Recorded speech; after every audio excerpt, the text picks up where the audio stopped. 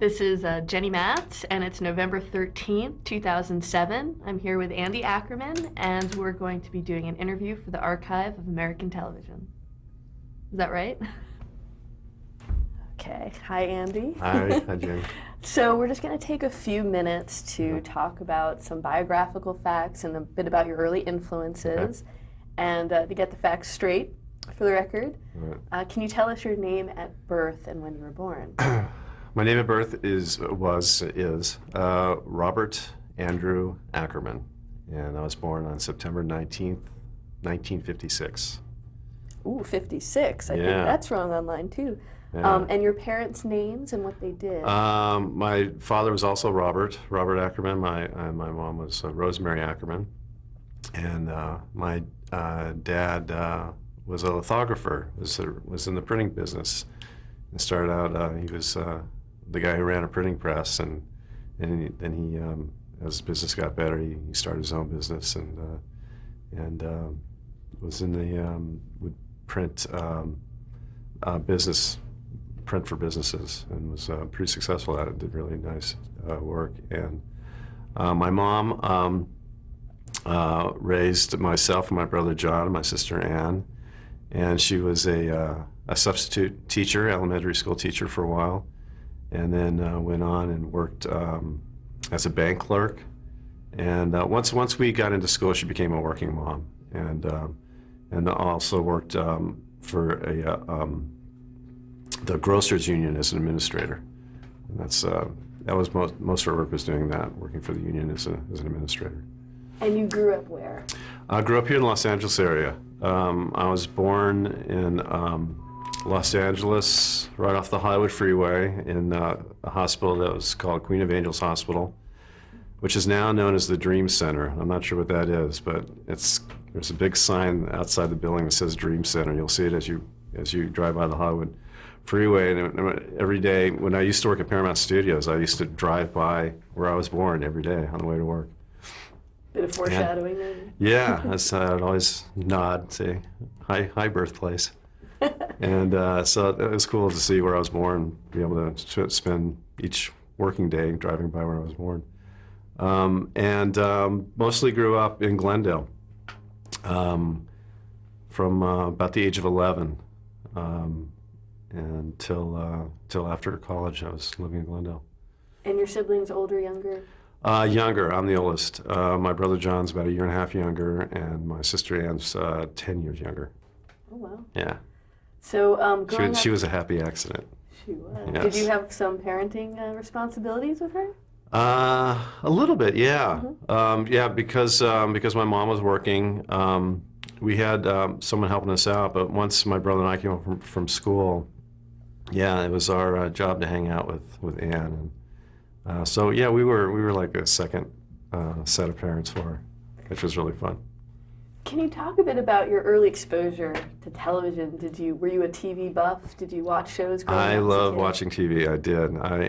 My earliest memories would be like the Mickey Mouse Club, watching the Mickey Mouse Club and Ed Sullivan Show. And I remember when the Beatles came on. For some reason, my parents didn't want us to watch the Beatles, but they watched it, and they put us to bed early. And I always meant to ask them why they thought it was too racy for us or something to be watching the Beatles. They were too we weren't old enough for them or something. Let's see how old I was. I was probably about 8 or 9 years old when they came on.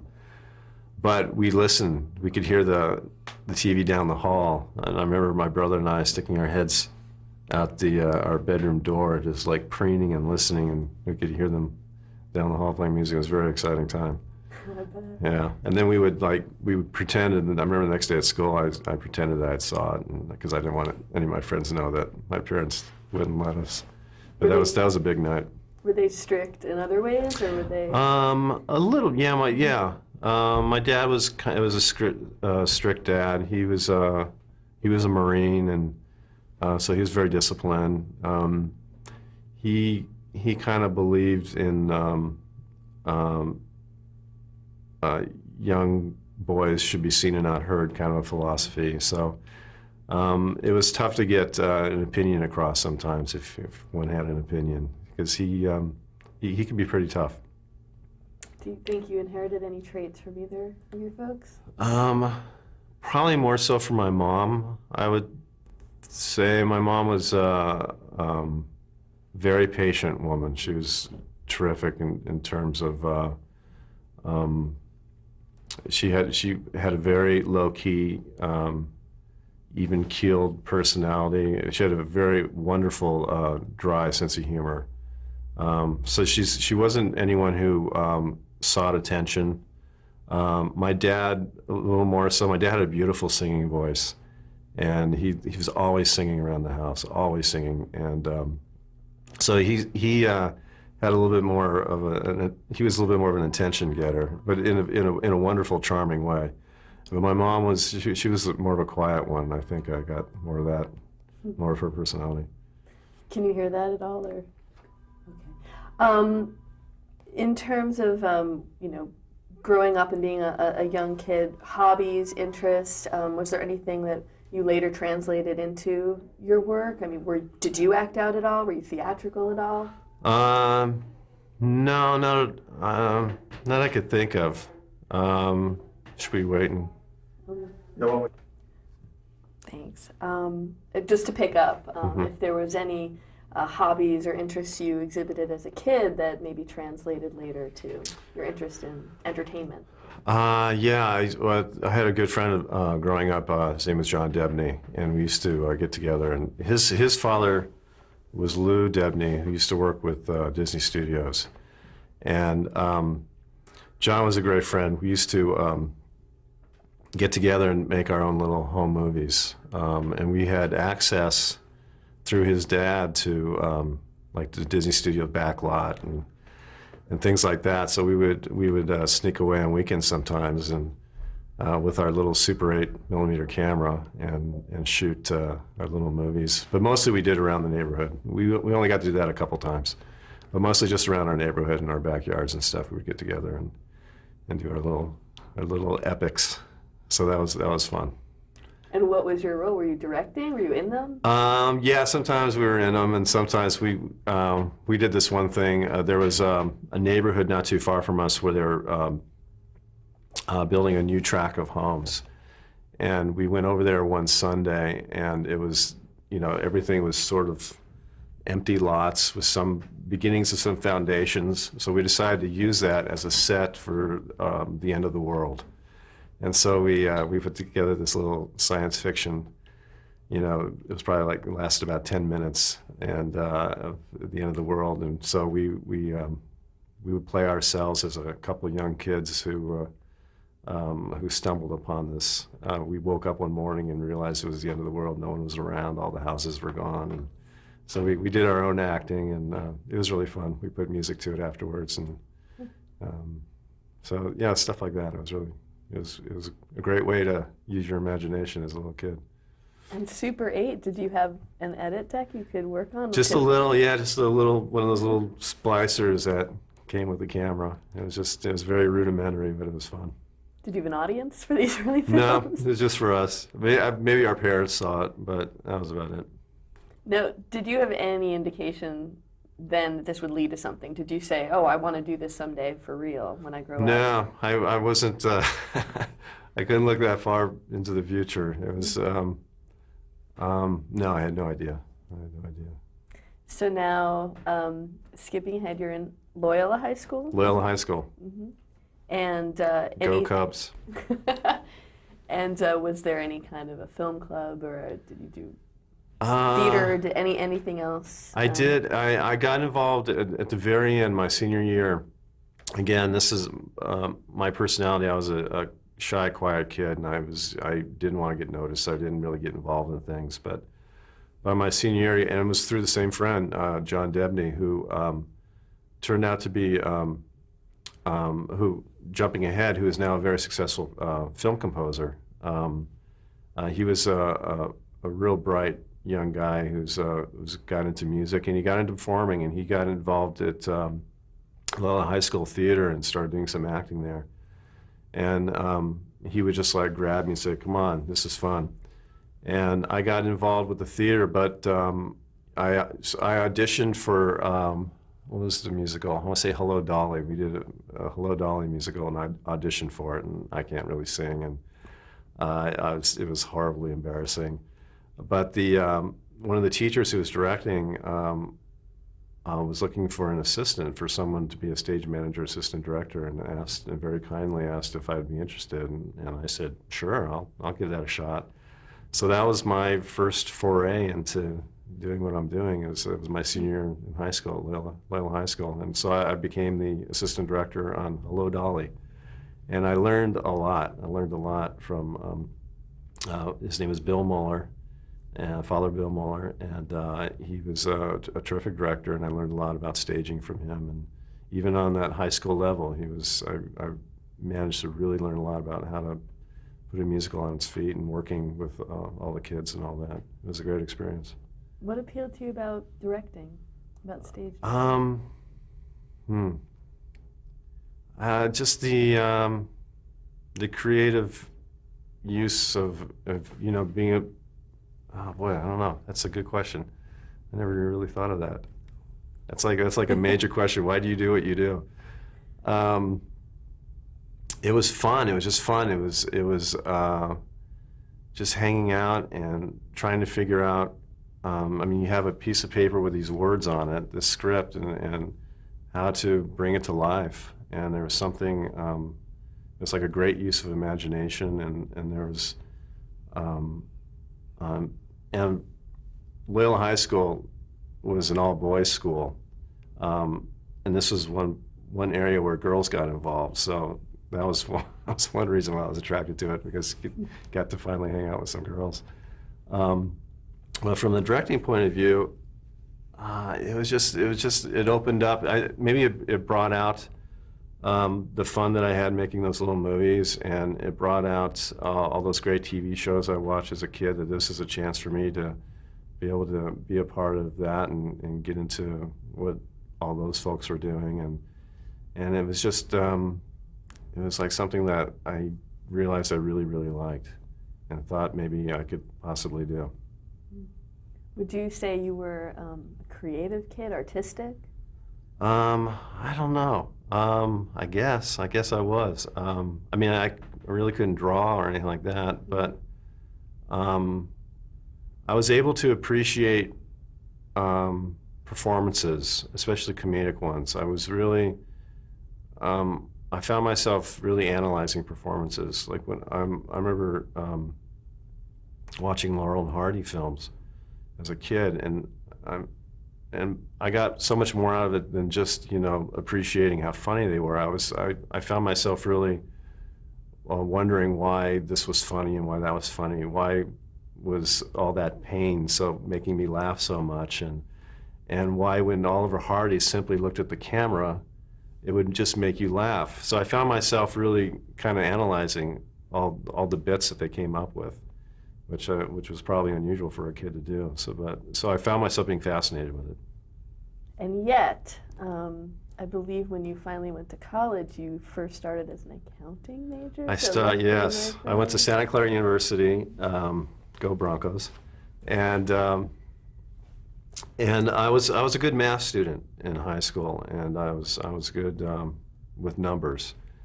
And when it came time to figure out a major, Santa Clara didn't have a communications department or TV or film department.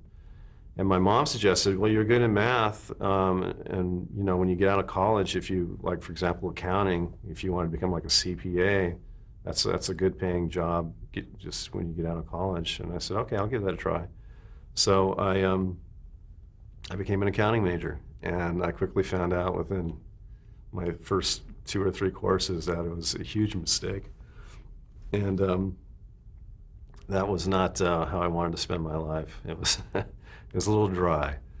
And what happened in Santa Clara, in the business school that I was at, there was a little room at the end of the hall, right down the hall from my accounting class, that I used to pass by all the time. And there was just a little sign on the door that said TV studio. So every day I would walk by there and say, you know, what goes on back there? It was like in the middle of their business school, in the business building. And one day I just knocked on the door and walked in, and there were a couple people inside. There was a teacher named John Prevett, Father John Prevett, who was, and it looked like they were just kind of putting together a television studio. It looked pretty crude in there. Looked like they were mounting equipment on racks, and you know, they had a couple old-looking cameras. It was a very small stage, and I just started nosing around and asking if, you know, if they needed help, or if there was like an opportunity that maybe I could help out or get a job, perhaps helping out with the TV studio. And they kind of brought me in and they showed me around, and long story short, they hired me to help put together this television studio. So before I knew it, here I am again getting involved in something that I really had a hankering for, and I found myself spending less time in the accounting classroom, and I couldn't, and not just drooling over the fact that maybe I could like hide inside this TV studio and really spend time there. And that's what I ended up doing. I ended up spending all my time in this TV studio. I helped them put it together, and what they did, they put it together for the business school to go in, and it was like an audio-visual thing that they set up, a department where they go in and film lectures and kind of what we're doing here, archiving talks from the professors and things like that, so students can come in and start watching this stuff in their free time. And they started talking about maybe starting a fledgling department at the school, like an intro to television, TV writing 101, TV directing 101.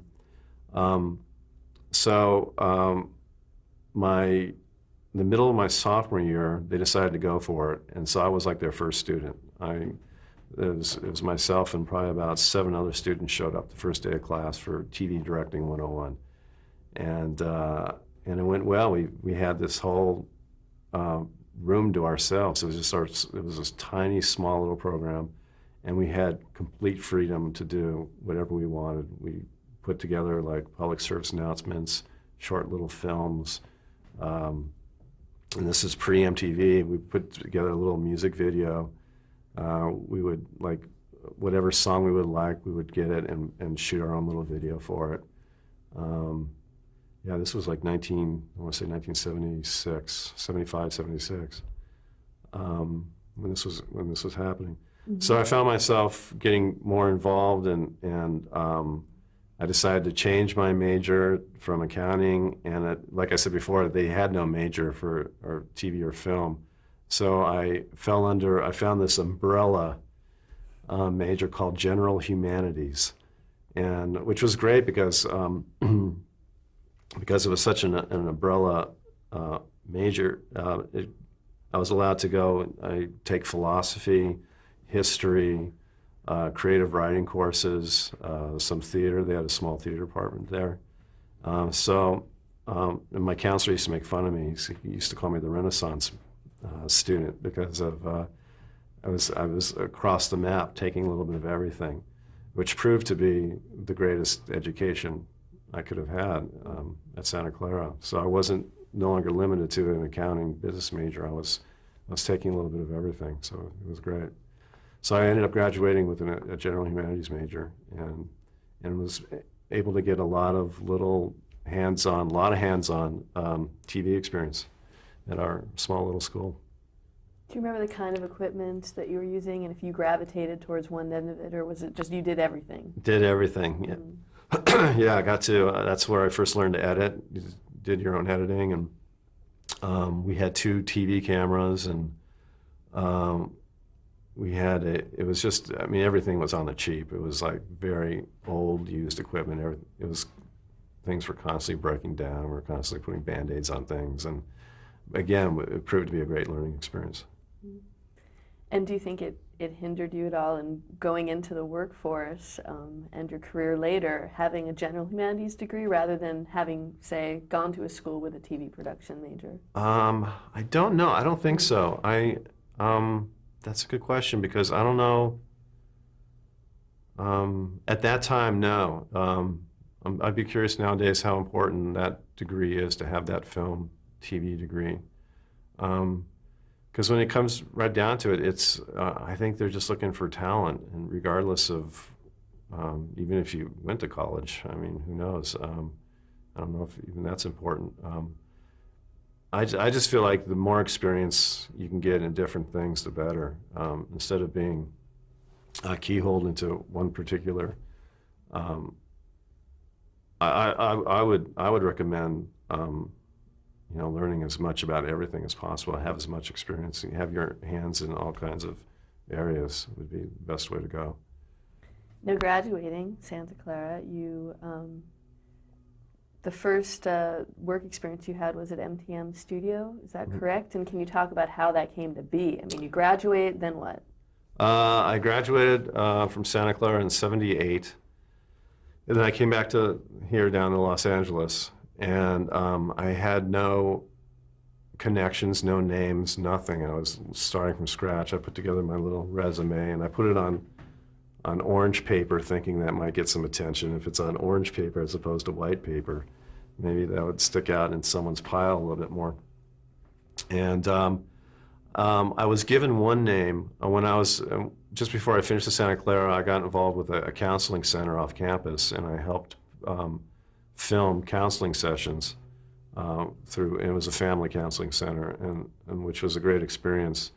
And the man who ran the counseling center knew that I was graduating and I was moving back down to LA and was going to look for work. And he had a friend who worked for NBC.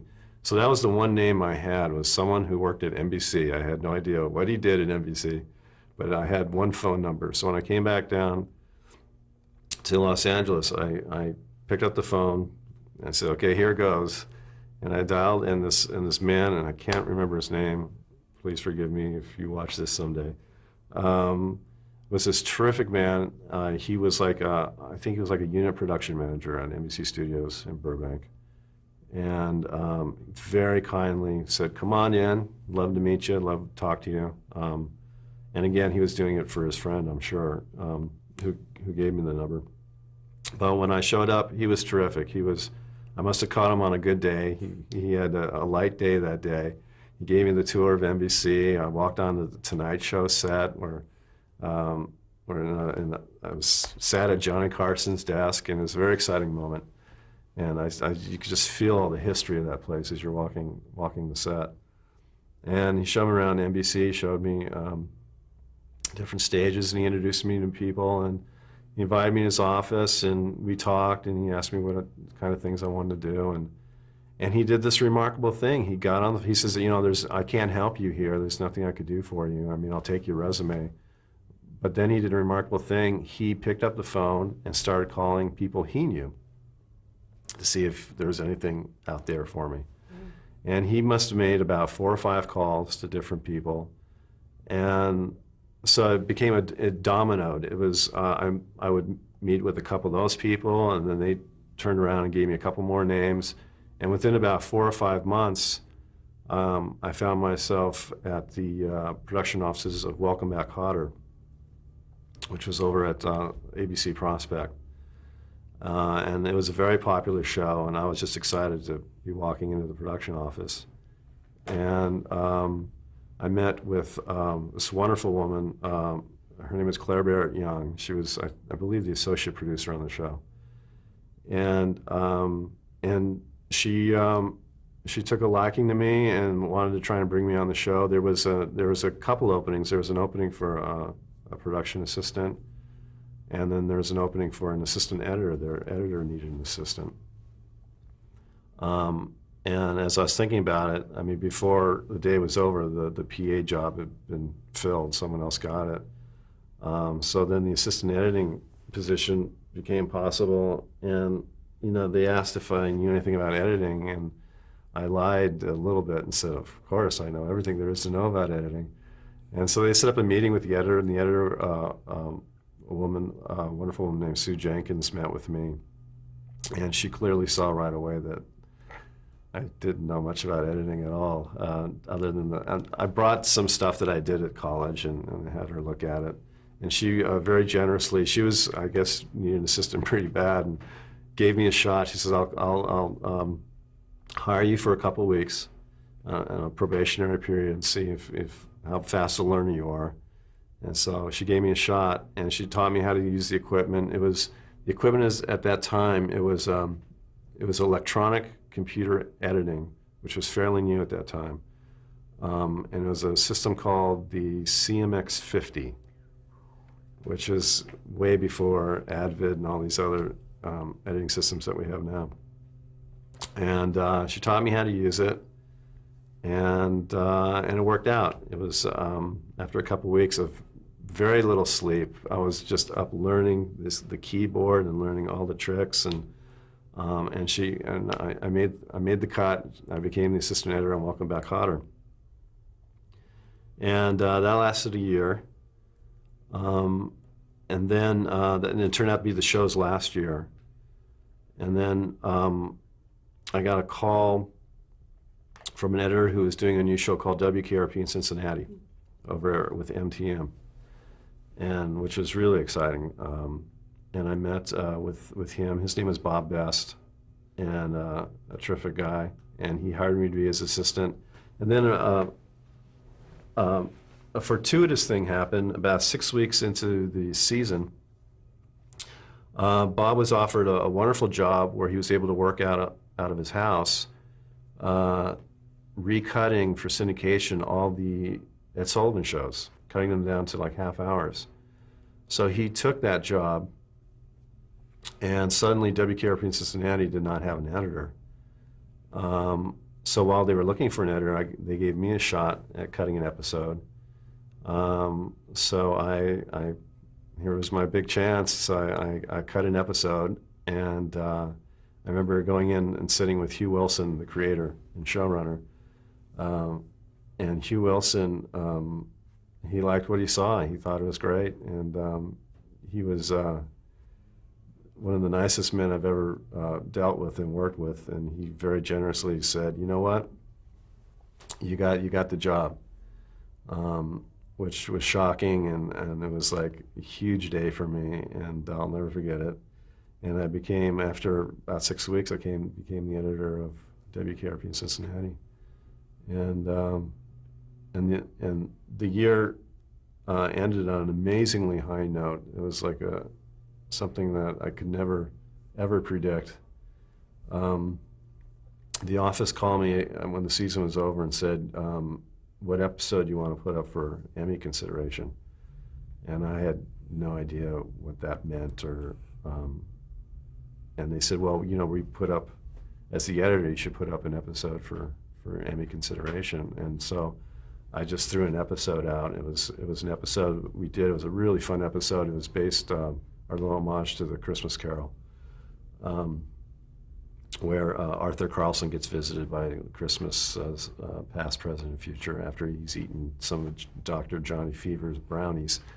He goes into a dream state. And it was a wonderful little show that we did that had some effects and things like that. Long story short, I ended up winning the Emmy that year for editing. I had only been editing less than a year, and I won an Emmy, and it was unbelievable. How old were you? I was 24. 24. Yeah. Amazing. Yeah. It still amazes me. And you knew nothing really but going into that about composition, putting the shows together. This was all on-the-spot training. Absolutely. Mm-hmm. Yeah, and I mean, and taking what I learned from the editors I had worked with, from Sue Jenkins and Bob Best, and having seen all those television shows growing up, and just knowing how things laid out, and learning a lot about rhythm. I really learned how important rhythm is to comedy. Now, editing still fascinates me. You can really make a huge impact in the editing room on a television show, for good or bad. Let's stop there for a minute.